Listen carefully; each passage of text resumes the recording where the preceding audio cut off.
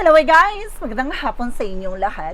I am Chirugas Pamasagarishano of Fitiller Ozo at our readers. So ngayong hapon na to, tignan natin ano kayong gusto sabihin sa inyo ng ating mga gabay. So ito ay weekly pasilip.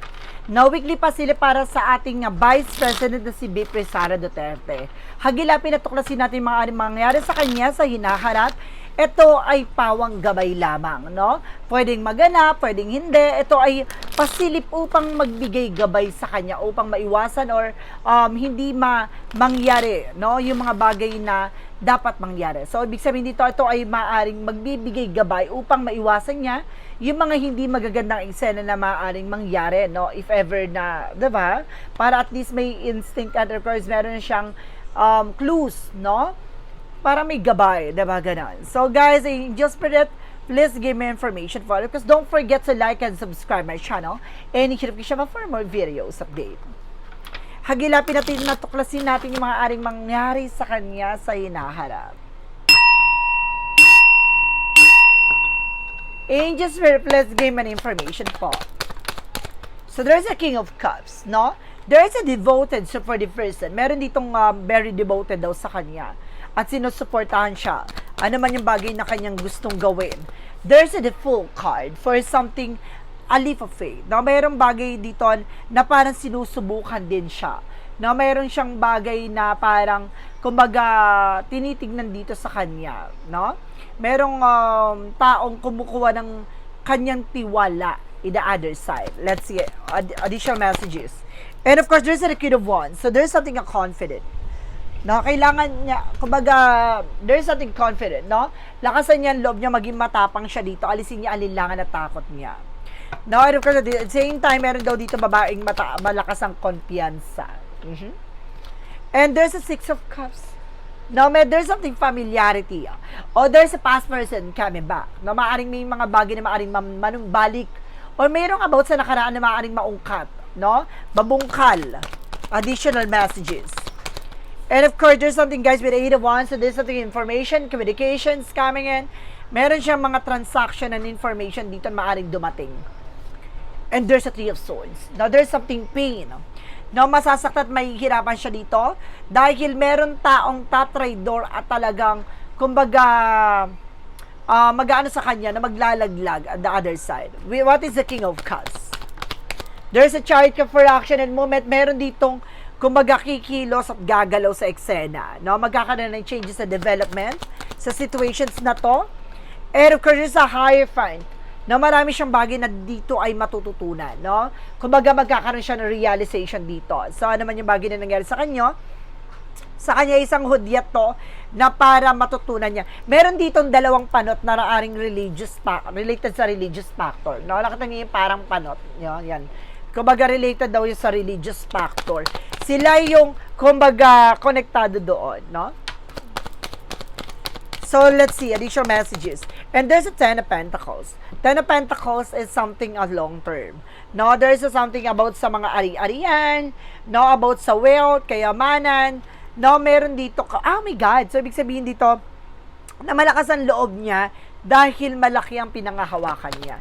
So, siya yung pinaka-major, no? Or sinatawag natin na parang head, no, ng family nila. And of course, there's something the world. Oh my God! Meron dito about sa ibang bansa. O meron dito about sa, ayun nga, ibang bansa, there's the world. No, meron dito about doon na maaaring, kumbaga, bumalik. No, meron dito galing sa ibang bansa na maaaring babalik dito. No? Sino kaya yan, guys? Na maaaring related sa kanya family or either a friend. So, there's a trio. There's an 8 of Wands. Represent what? There's an 9 of Pentacles being security. No? Magkaroon siya ng seguridad, no? Sa lahat ng bagay na gagawin niya. No? Kumbaga, meron siya matatanggap na information, so kailangan niya magkaroon ng seguridad. What is the 3 of Swords? There's a 4 of Pentacles, saving and protecting. So, may mga bagay na kailangan niyang ingatan. No? May pinoproteksyonan siya ditong pera. No? Kailangan niyang mag-budget. No? There's a 3 of Swords na parang nadadala siya sa galit. Na nadadala siya sa sobrang negative, no, na puso, something like that, emotion, ganon. What is the King of Cups? The Chariot card. There's a 10 of Swords. Etong devoted daw sa kanya. at so parang sumusuporta sa kanya, ay maaring traitor rin siya. Ay! Meron daw very devoted. At ngayon lilalaglag daw siya. No, sasabotahin siya. There is a death card. No, meron daw dito na maaaring matulduк at matapos na. At merong bagay na maaaring maungkat at maaaring mabungkal tungkol sa death card.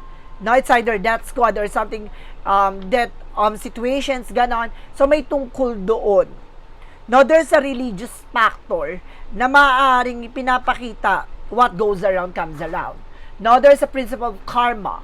No, there's a spiritual enlightenment, spiritual awakening. So, bagay na yon. No, kung tutukuyin yon na maaaring lilitaw at lilinaw sa ngayon. And there's an ace of with a mental clarity.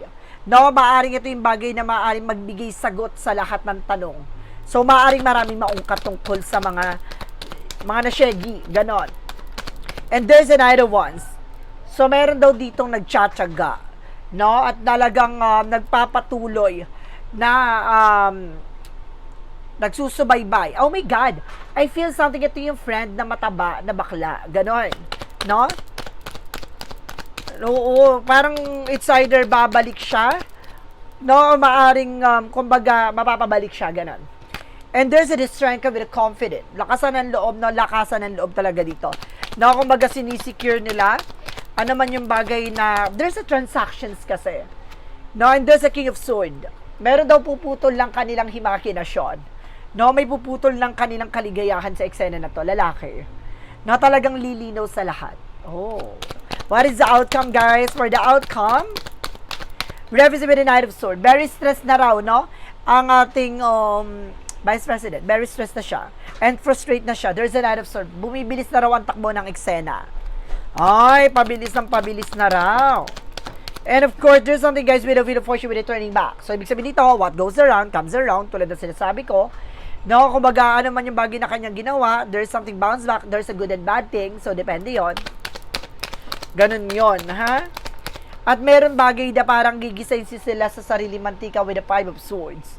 No, maaring may mga bagay silang ginawa sa nakaraan na maaring, kumbaga, mauungkat at malalaman na sa ngayon, na maaaring ngayon ay gigisay na sa sarili mantika. At meron nga lalaki dito na, kumaga, it's either lalaki ba? Ganon? Na maaaring, ito yung tatraidor sasabotahin sa kanila eh.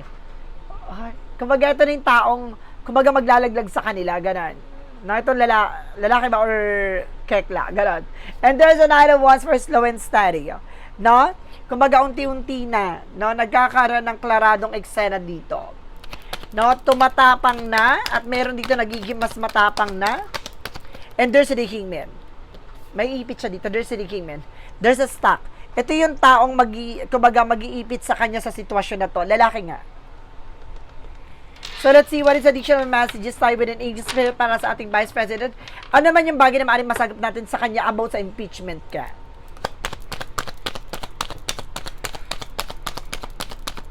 About sa impeachment, no, there's something, the Sun card, lalabas ang katotohanan, lilinaw sa lahat, no, may offer daw na ginagawa, there's something proposal, no, na ino-offer daw dito.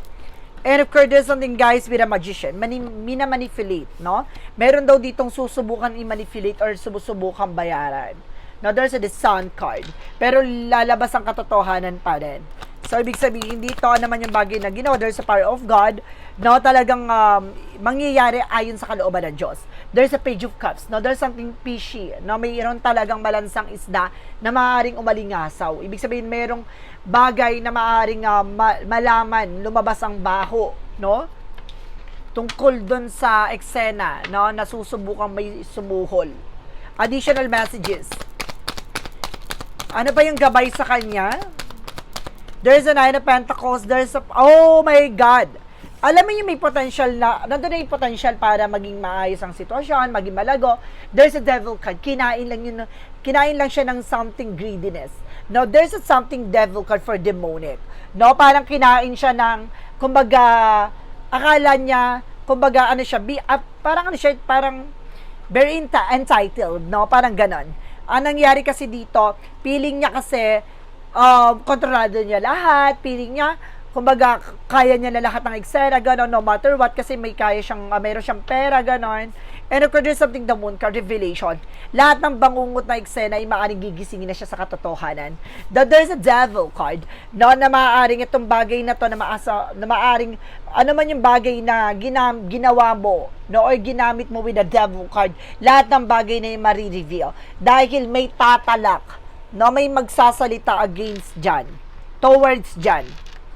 No? So, let's see additional messages pa tayo with an angel spirit. And there's a 7 of Wands with the 8 of Cups. Ay, meron ditong ano sa kanya, no? Parang tataliwas or parang babaligtad. Kasi meron ditong gustong umalis sa situations, no? Meron susubukan tumakas na para proteksyonan niyang kanyang sarili. Ay, sino kaya yan, guys? Additional messages. So, there is an option nga 9 of Cups in reverse na parang hindi natupad na plano. No, there's an Ace of, sabi ko na nga ba yung plano, there's an Ace of Wands. No, parang unfinished business with Ace of Wands, something na may plano of project na hindi natupad. Ito yung Queen of Cups, no, yung plano na isang very demonic, at the same time, ito yung babaeng, kumbaga, magaling magdrama, na magaling, gumawa ng eksena. Itong babae na to, no, may plano sila nitong babae na to, pero hindi nag-succeed. Hindi natupad, no? Hindi nangyari. Hay. So, ibig sabihin nito, ang may pakana nito is yung babaeng matanda, no? Yun na nga yun. Additional messages. Ay, ayun nga, related sa tatlong babae. Oh, nakita niyo yan? And there's a thermal reformation. Babagsak na, ibig sabihin, lilitaw na kung sino tinutukoy ko tatlong babae na sa eksena na to. No? Ibig sabihin talaga makikilala ng kanilang pagkakakilalan. And there's an Empress card. At yung isa dito is something na parang balance lang, ganun ang atake, ganun. Balance lang. O maaaring pinaiikot-ikot siya nito. Ganun. Na kesyo, magiging princess siya, gano'n, magiging maganda yung kanyang sitwasyon, siya na yung bahala, umupo ka lang dyan, ganun yung plano nila. So, kumbaga siya lang yung, kumbaga, ikaw lang yung front, pero yun yung magtatrabaho for you, ganun ang ano sa kanya, compromise. Additional messages. And of course, there's something a Queen of Swords. Now, there's a 10 of Wands. Now, mayroong bagay na maaaring mabigat na sitwasyon na maaaring kaharapin niya dito na unti-unti ng, kumbaga, lilitaw or lilinaw. Malayo pa lang unti-unti ng malalaman ang bagahe na dala-dala. Parang may aftershock na atake. Ganon. Additional messages. And there's a 4 of Swords. Nag-over patiglaw to. Ibig sabihin nakakaramdam siya ng parang frustrated, no? And stress and depression. Parang puro tulog, ganon. Kasi meron niyang side effect no? Dalawa yung ano niyan, if ever na hindi siya makatulog or palaging tulog. Palaging, kumbaga kala mo, pang tinatamadan, di mo maintindihan. There's a 2 of Wands, there's a first step. No, unti-unti na raw yan, and there's an 8 of Pentacles, about sa work. Ibig sabihin dito, sinusubukan nilang trabahuhin talaga eksena na to, na ma-control, ang ating bansa. Uy, let's see what is additional messages with an angel spirit. Ano yung maaaring mangyari dito kay Vice President in the near future? Ano yung possible na maaaring mangyari sa kanya? Uy, there is something at temperance with a divine intervention.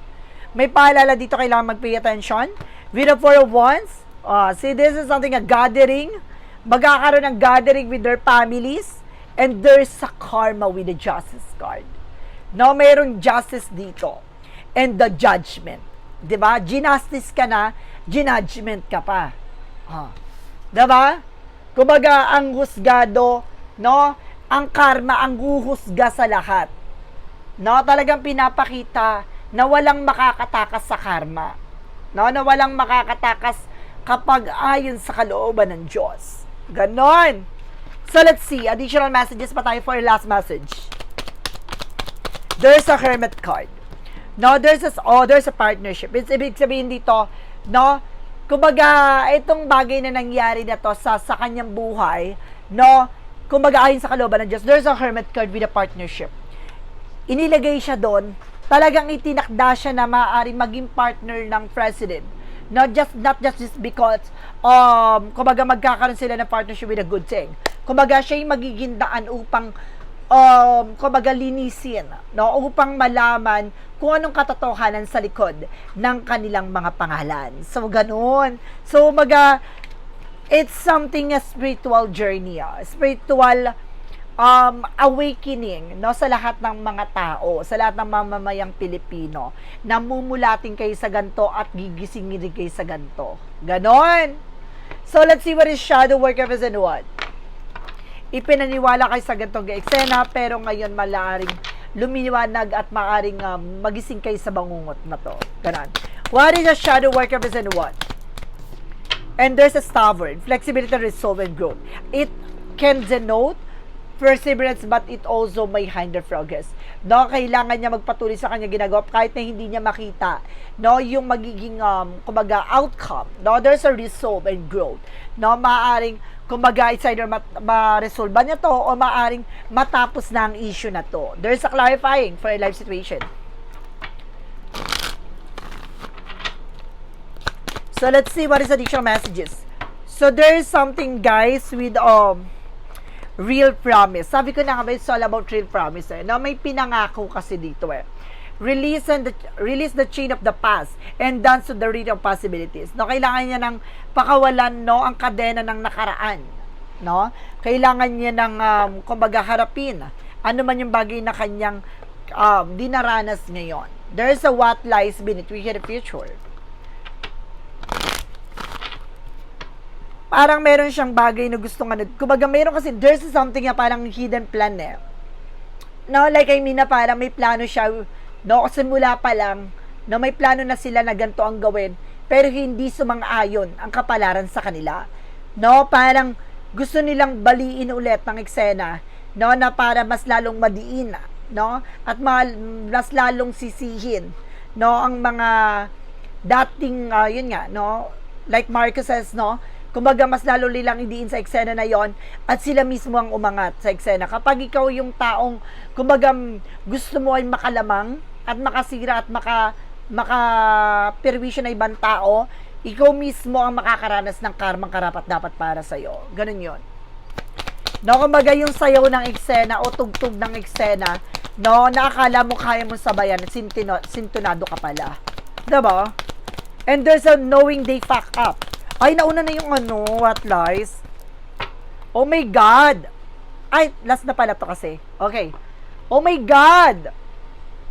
There's a knowing they fuck up. Alam niya na natirantado siya o alam niya na natatarantaduin siya ng mga taong pinagkatiwalaan niya. And there's a punk failure. No, talaga mauubos ang kanilang kayamanan. No, mauungkat ng kanilang pera sa bangko. Totoo ba?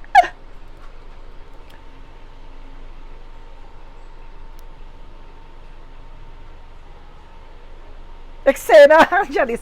So, guys, maraming salamat po. This is something, a weekly pasilip. No? A weekly pasilip para sa ating Vice President si VP Sara Duterte. Maraming salamat po. Dahil kasi ito ay pawang gabay lamang upang masilip at maaaring magbigay gabay sa kanya, no, sa mga posibleng mangyari sa kanyang hinahanap upang maiwasan niya ito.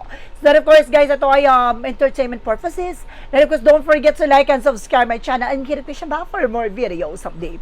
Maraming salamat po, guys, sa mga walang sawang pagsuporta sa aking channel, lalo ng dirigil-skip ng ads. So, ipagpalain kayo ng Diyos at may kapal-siksik-lig-lig-guma po na biyayang manang balik sa inyo. Maraming salamat.